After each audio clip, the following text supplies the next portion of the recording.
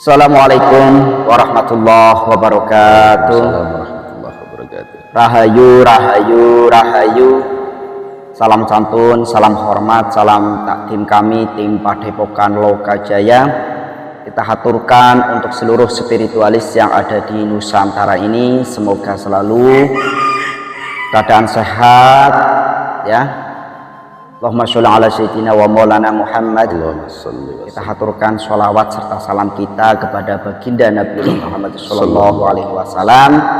Semoga kita semua mendapatkan syafaatnya. Amin. Amin. Kita juga haturkan salam rindu, salam penantian untuk sang Kinasih Satrio. Mudah-mudahan beliau sudah ada bersama kita semua ya. Amin ya. Amin. Ya, untuk para sahabat juga mengucapkan banyak atas segalanya, pokoknya segala dukungannya lah, jangannya apapun ya. Dan ini ada tambahan ini, barangkali teman-teman atau saudara semuanya yang ada di Nusantara ini, baik ada di Jakarta, intinya kota-kota besar ya, bila mana membutuhkan suatu kendaraan, nih di sini ada namanya jasa sewa ya, jasa sewa. Kunjungi aja alamatnya ya, www.kudaku.id ya. Di situ insyaallah semuanya tinggal pilih ya, insyaallah ya, di situ semuanya ada ya. Langsung saja pada pembahasan kali ini, tentunya kami sudah bersama narasumber, bersama orang-orang yang insyaallah ya, yang mengetahui dan mengerti tentang perjalanan akhir zaman. Saya masih di Bekasi, ini part yang kedua yang tadi saya janjikan.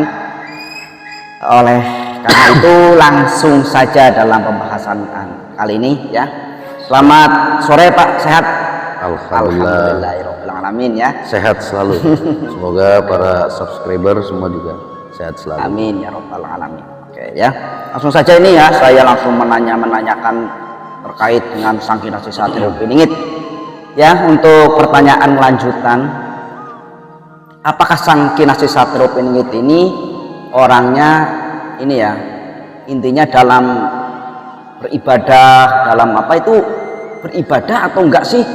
Ini mohon untuk diwejangkan nih, soalnya ya, ini takut itu perjalanan dari Allah yang diperjalankan Dajjal ini yang perlu kita menjadi di sini nih ya. Oke. Assalamualaikum warahmatullahi wabarakatuh. Waalaikumsalam warahmatullahi wabarakatuh. Bismillahirrahmanirrahim. Allahumma shalli ala sayyidina Muhammad. Para atau subscriber, insyaallah mudah-mudahan saya bisa menjawabnya ya. Segala sesuatu kebenaran itu datangnya dari Allah, kesalahan itu dari saya. Jadi kalau kita mengetahui sifat bahwasanya sang Satrio Piningit atau Satrio Piningit itu adalah keturunan dari baginda Nabi besar Muhammad sallallahu alaihi wasallam selaku pewaris tunggal seluruh keilmuan dari baginda Nabi, maka kita akan lihat sifatnya dulu ya, bahwasanya Rasulullah pun dulu diislah pada umur sekira 9 atau 12 tahun, itu masih menjadi perdebatan para ulama gitu ya. Itu diislah, itu dibersihkan hatinya, bukan berarti hatinya kotor, bukan, tapi dimurnikan, dimaksumkan. Nah, sifatnya Nabi Muhammad sallallahu alaihi wasallam itu maksum. Maksum itu bebas dari dosa. Ya, logikanya kalau sudah dijamin beliau itu bersih dari dosa, katakanlah Rasulullah melakukan suatu kemaksiatan atau meninggalkan sholat, itu sudah dijamin masuk surga ya. Surga. Karena beliau suci, dosa apapun oleh Allah diampuni. Tapi kata baginda, masa iya saya saja diutus oleh Allah sini kan untuk memperbaiki akhlak manusia, menjadi contoh suri tauladan yang baik. Bagaimana umat saya kalau saya nggak sholat kan gitu. Nah, itu sifat maksum yang ada pada Rasulullah SAW. Lalu kemudian selaku pewaris dari seluruh keilmuan isi dada Rasulullah, yaitu istilah sang SP ya, Satrio Piningit kalau istilah Jawa, saya ulangi, atau sang Pinilih atau sang Kinasih atau apapun itu ribuan gelar ya. Atau yang terakhir, gelar terakhir yang muncul adalah Imam. Dia mempunyai sifat yang kemarin saya sampaikan, namanya seperti namaku, tapi pemaknaan secara hakikatnya adalah keilmuan, derajat keilmuannya itu di bawahnya Rasulullah. Artinya kalau Islam sehingga menjadi sang Kinasih akan mengalami hal yang sama ya. Prosesnya sama, namanya islah. Tetapi levelnya, kalau Rasulullah maksum, kalau sang Kinasih mahfuz. Subhanallah. Berarti rajin ibadahnya ya. Iya. Subhanallah. Levelnya mahfuz, ya kan? Kalau Rasulullah maksum.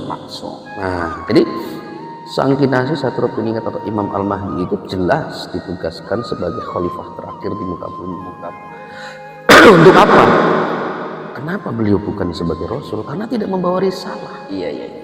Kenapa tidak membawa syariat baru? Karena memang beliau bukan Rasul. Karena la nabi ya ba'da. Ya kan, setelah Rasulullah itu nggak ada lagi. Artinya kehadiran sang Imam Mahdi atau Satrio Piningit ini adalah untuk apa? Menguruskan apa yang pernah Rasulullah dulu ajarkan, sampaikan kepada umat yang sekian ratus tahun itu.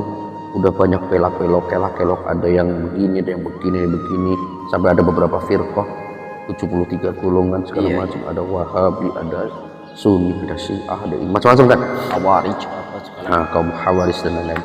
Nah, tujuan SP ini adalah untuk mengembalikan syariat yang dulu Rasulullah pernah sampaikan, ajarkan, sehingga untuk mendapatkan atau untuk mengikuti perjalanan ini tentunya sang Pinilih itu akan diperjalankan dalam thariqah, hakikat ma'rifat dan lain-lain. Tetapi yang perlu digarisbawahi di sini ya, hakikatnya thariqatnya adalah thariqatullah, hakikatnya hakikatullah, ma'rifatnya ma'rifatullah, kembali ke sifatnya mahfuz. Kalau Rasulullah maksum, ya bagaimana beliau nanti akan memperbaiki syariat-syariat yang dulu pernah Rasulullah sebarkan, kemudian beliau tidak sholat, tidak beribadah sebagaimana muslim sejati. Jadi sangat tidak mungkin kalau sang SP itu sholatnya nggak benar, ibadahnya nggak benar, secara syariat di jalan. Nggak mungkin dia merasa dirinya itu udah berhakikat. Aduh, maaf ya, yang tadi kita sharing ada yang mengatakan udah akhir zaman, sekarang udah nggak perlu sholat. Nggak ada ini, itu sesat itu ya, setan. Subhanallah. Mereka ada dua, tarekatullah, tarekat iblis, hakikatullah, hakikat iblis, ma'rifatullah, ma'rifat iblis, gitu loh. Nah, maknanya, jawabannya adalah apakah sang Satrio Pinilih ini beribadah sesuai dengan yang dianjurkan oleh Rasulullah? Ya, sangat menjalankannya. Karena apa? Ya itu yang akan nanti beliau perbaiki, sehingga kalau di Jawa itu ada istilahnya itu sabdo palon nagih janji gitu kan. Maksudnya itu nagih janji untuk memperbaiki lagi nih syariat gitu loh. Itu cuma siloka aja ya. Sabdo artinya apa? Palon artinya Sabdo ya omongan ya, atau cara apa. Ya kan gitu. Berarti sabdo palon itu apa maknanya? Nggak perlu saya ungkap di sini. Siap. Tapi yang jelas dari Rasulullah untuk menyampaikan. Iya, begitu. Kurang lebih ya. Insyaallah ya, kurang lebih. Berarti kesimpulannya ya, kesimpulan bahwasannya insyaallah kalau Satrio Piningit ini pasti ibadahnya tidak diragukan lagi. Insyaallah. Begitu ya. Harusnya begitu. Nah, ini pertanyaan yang ini kontroversi ya. Nah, saya kan kalau ini sering membaca komentar-komentar ya. Saya langsung tanyakan langsung nih. Saya jauh-jauh loh. Saya kan asli orang Kebumen, ya kan, Kebumen Jawa Tengah. Saya ke Bekasi. Sekarang kan jauh nih. Kalau diukur kan biaya berapa itu kan itu yang penting ini edukasi ini supaya apa pemahaman masyarakat mengenai akhir zaman sangiran sesat itu tidak melenceng kemana-mana nih. Insya Allah. Nah, pertanyaan saya, banyak yang mengatakan bahwasannya Satrio Piningit ini adalah Tuhan sendiri. Itu menurut saya pribadi itu miris menurut pandangan Akang ini ya. Saya panggilnya Akang aja ya, spiritual itu Akang aja.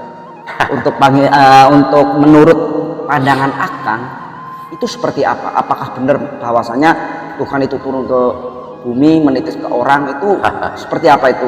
Ya, terus diluruskan.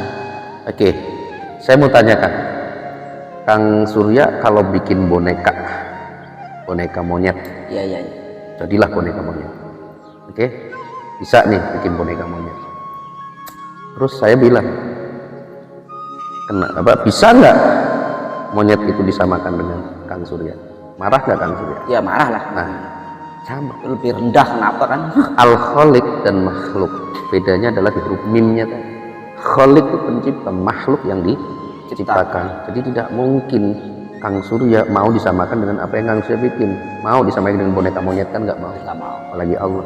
Iya. Manusia itu kecil, bumi saja di mata Allah itu sebesar debu, setitik debu itu bumi lah, gimana kita? Masya Allah ya. Itu satu. Yang kedua, bahwasanya kalau ada yang mengatakan menitis, Tuhan menitis, itu nggak ada, sangat sekali Sesat itu ya? Sesat, sangat sesat.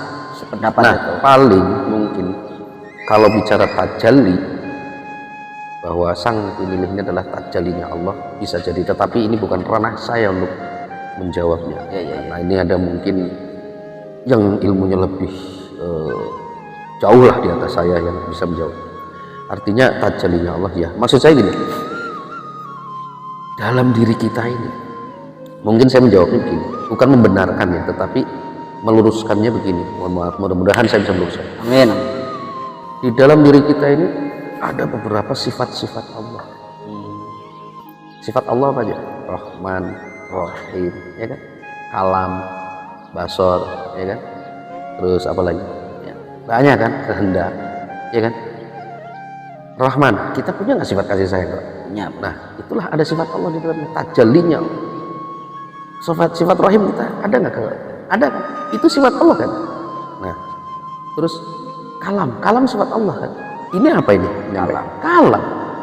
Sifat Allah ada di diri kita. Apalagi kehendak. Kita pasti manusia punya kehendak, ya kan? Tapi Allah lah yang maha berkehendak kan gitu. Iya.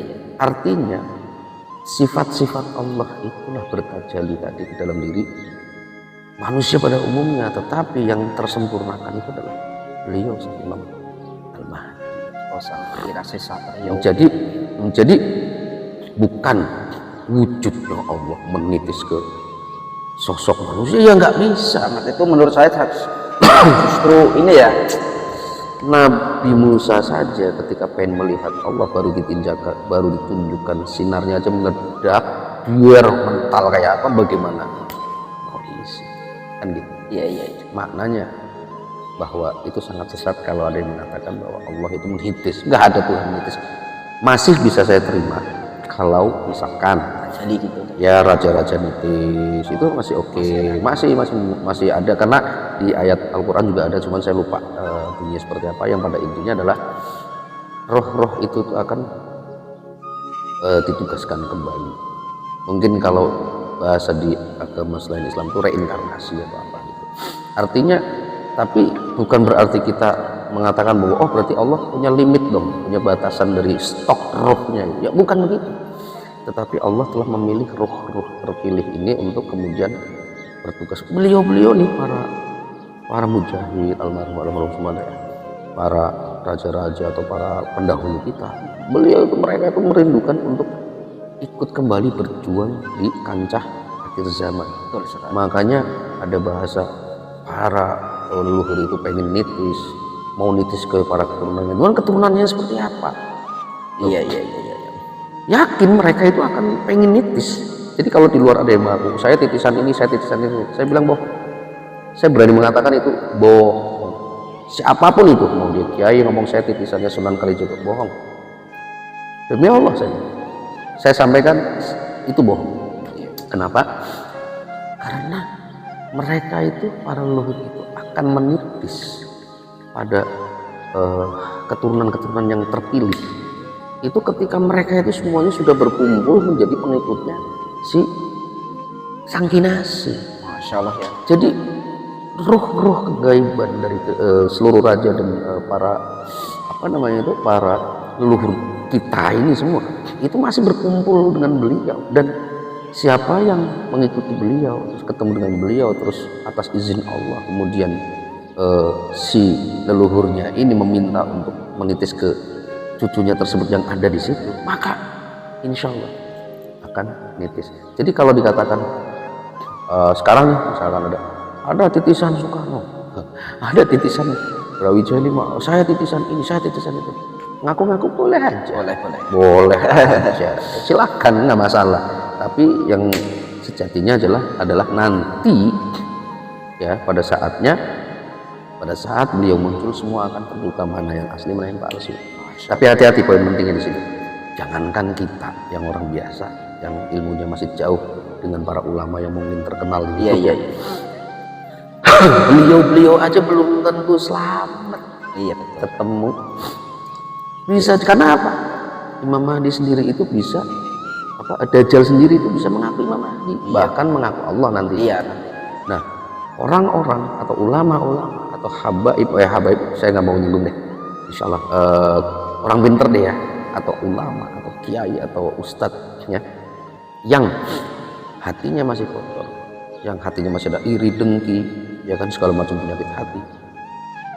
Di saat-saat akhir zaman ini, kalau mereka tidak merubah, membersihkan dirinya, dijamin akan lebih banyak tertariknya jadi pasukan Dajjal. Apalagi yang butuhnya itu kan itu sangat mengerikan, karena untuk secara ini kan Dajjalan ini, kamu minta emas langsung hujan, kamu minta apa hujan langsung hujan, karena itu istidraj, iya. diulurkan. Kamu minta apa dihidupin langsung hidup. Hanya itu mengerikan, itu fitnah-fitnah. Kalau secara ini saya sangat setuju ya tadi, kayak roh-roh sambil ya kayak roh itu ke masih berjuang, soalnya di ayat Al-Quran ya. Jadi saya untuk ayatnya lupa, untuk kurang lebih artinya kayak gini, orang-orang yang mati syahid ya itu masih diberikan rezeki oleh Allah Subhanahu wa Ta'ala. Betul. Ya kan? Orang mati syahid itu kan ada kategori ya, sebenarnya kayak orang berjuang, walaupun dia ya orang biasa lah, bukan kiai, bukan ulama, tapi memang dia berjuang fisabilillah, dia mati di medan perang semuanya, atau dimati untuk keluarga karena berjuang. Kan jihad itu kan banyak ya, harus bunuh orang. Itu pun masih dikasih rezeki oleh Allah. Apalagi ulama, apalagi syekh, apalagi para wali, apalagi raja-raja yang memang semua itu adalah pilihan Allah. Sebagaimana Sang Kinasi Satrio Piningit itu bukan Tuhan, tapi utusannya. Kalau memang bilang Tuhan itu terlalu tinggi. Masa Tuhan itu bisa dengan masuk ke wadah semua mau kita, pantas kan? Ya kan tadi saya bilang, mau nggak kita bikin boneka monyet terus disebut kita itu sama? Iya. Kan? Masya Allah, itu sangat setuju saya.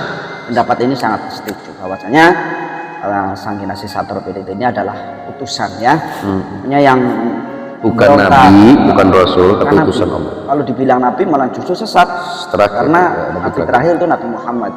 Saya berani untuk jadi taruhan apa segala karena itu sebagai akidah ya. Itu bahaya loh. Itu makanya, banyak loh orang aku nabi. Makanya bukan nabi, bukan rasul, tetapi utusan Allah. Utusan Allah kalau bahasa ininya ya Rasulullah, tapi Rasulullah itu kan membawa risalah. Jadi bukan udah nggak ada utusan aja, turunan wahyu udah nggak turun, jadi beda ya. Hanya kepada beliau. Wahyu itu ada hanya kepada beliau. Penting nggak merubah ayat ya.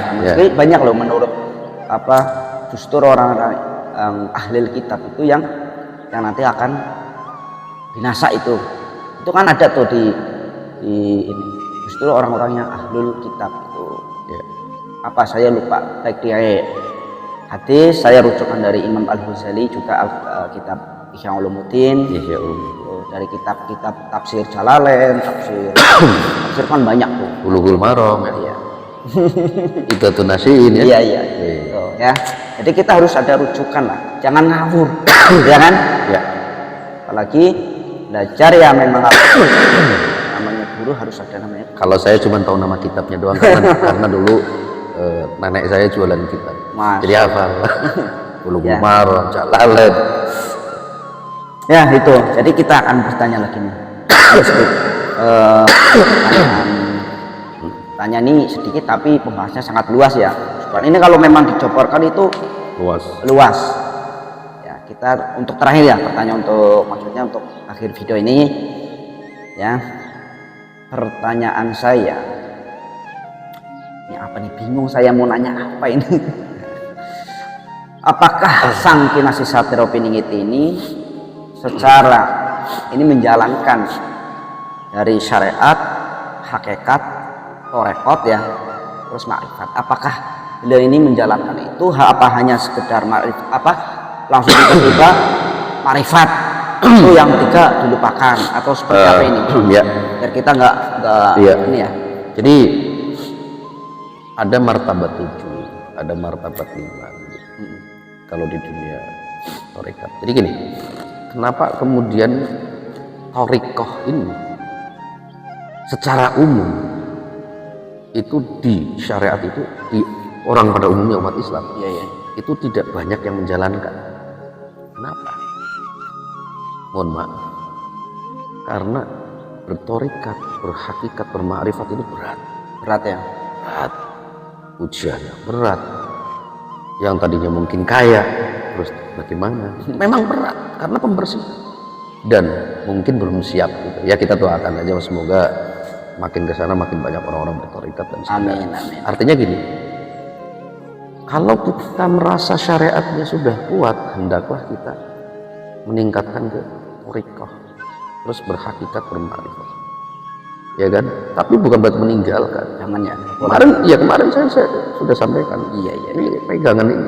Kalau pegangan ini yang syariat dilepas, megang begini, oke, kencang, tetapi kurang sempurna. Iya, gitu. Begitupun sebaliknya. Ini megang begini doang tanpa istiqomah, kencang tapi kurang sempurna. Gitu. Artinya kalau ditanya apakah Imam Mahdi itu menjalankan itu, tentunya menjalankan. Karena apa? Karena apa yang akan dilakukan oleh Imam Mahdi Sang Satrio Piningit itu adalah ilmu yang beliau jalankan atau keislaman yang beliau jalankan saat sekarang ini adalah apa yang dijalankan oleh Rasulullah. Rasulullah menyampaikan pertama tarekat itu kemana? Ke Abu Bakar, ya kan? Abu Bakar Siddiq itu pertama. Nah, baru ke turun. Itu perjalanan tarekat itu seperti itu. Maknanya zikir kolbu itulah yang sama sholatnya. Jadi sholatnya beliau itu bukan biasa doang Allahu Akbar, bukan. Jadi contoh ya, maaf, Allahu Akbar, baca kabira walhamdulillah, tapi ininya Allah. Itu udah terbiasa karena udah, masya Allah, otomatis. Nah, itulah yang dijalankan oleh baginda Nabi, dan itulah yang nanti insya Allah yang akan disampaikan oleh Sang Satrio Piningit kepada dunia. Untuk apa? Untuk mensejahterakan dunia. Amin. Seperti itu ya. Bahwasanya itu memang ya, kalau seorang utusan itu tentunya tidak akan pernah meninggalkan yang namanya 5 itu tadi, syariat, hakikat, tarekat, makrifat, istiqomah. Karena itu memang harus kesinambungan ya, tidak boleh untuk ditinggalkan. Apalagi seorang pemimpin semuanya. Seorang pemimpin kok seperti ini menjadi contoh. Kok nggak sholat, apalagi nanti yang mengikuti kan bahaya itu ya kan. Subhanallah ya, itulah ya hasil suan sayang, mudah-mudahan menjadi berkah, menjadi tambah wawasan. Saya terima kasih banget nih, saya datang ke sini tuh tambah ilmu. Tambah sama-sama kita itu sebenarnya sama-sama belajar Pak. Kita sama-sama sedang mencari sosok tersebut untuk menyambut kehadiran beliau. Amin. Supaya semua kita ini menjadi pengikutnya, menjadi syukur-syukur jadi pasukan. Amin. Kan gitu. Karena Karena tadi pasukan gaibnya ada, pasukan zohirnya pun ada. Nah, pasukan zohir ini kalau bicara ngomong spiritual Jawa lah ya, pasukan zohirnya inilah akan dititisin oleh para leluhur. Makanya ketika kita nanti dengar, oh ada nih misal kan, SP ternyata ada di Pekalongan nih, yuk kita ke sana kita berbaiat, gitu kan. Misal kita temuin, insya Allah kalau memang kita ada garis keturunan terus di sana, leluhur kita ada di sana, beliau akan nitis ke kita. Itu atas izin Allah dan atas izinnya si Imam Mahdi. Subhanallah ya, itulah jangan Insya Allah ya pada ini sudah sore ya, jangan pada sore kali ini mudah-mudahan bisa bermanfaat, tambah wawasan, tambah kuatnya iman kita, rajinnya kita untuk menjalankan syariat ya. Syariat juga luas ya, itu mohon untuk diluruskan bila mana jauh daripada kebenaran, karena kebenaran itu hanyalah milik Allah Subhanahu wa Ta'ala. Oke ya, untuk para sahabat semuanya dimanapun kalian berada, bila mana membutuhkan jasa rental mobil ya, jasa rental mobil, bisa dihubungin di bawah ini ya nanti ya, www.id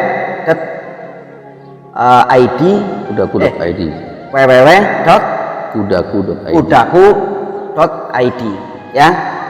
Nanti saya ada nih ya, insyaallah aman, nyaman ya, itu mudah-mudahan semakin jaya, semakin sukses untuk orang yang mengelola itu, orang yang memiliki perusahaan itu ya. Terima kasih dari Padepokan Lokajaya dan narasumber ini. Terima kasih Ya, salam santun, salam hormat. Assalamualaikum warahmatullahi wabarakatuh. Rahayu.